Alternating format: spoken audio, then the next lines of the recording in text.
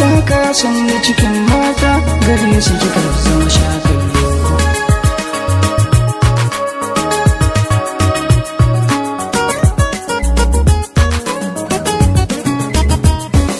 Asanki na da ɗayin nisa, kowa ya taɓa ki na dufansa, domin ki na je na garin nisa su kuma kiyan masu na baya.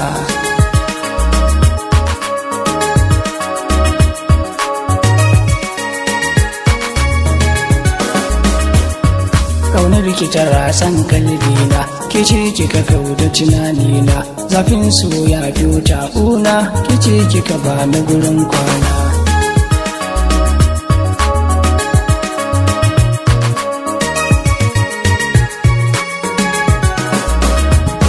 Tushiya ita ce asali na kara, kafin damuna aka yin bazara, ƙauna kuma ce wasu tazara, ki so ni na so ki mu zama daya.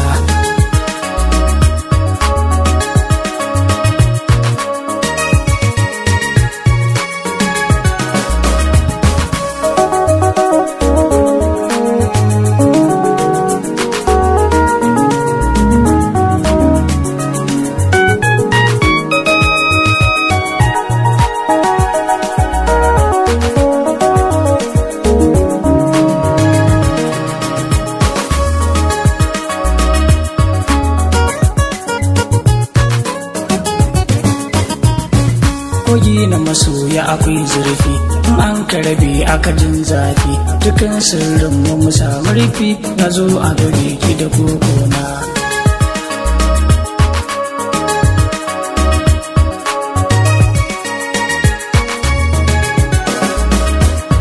So kwai daɗi kuma kwai daci, tafinsa yana hana ai barci, in kin ka gujen zane kunci, ki tallafa na abar sona.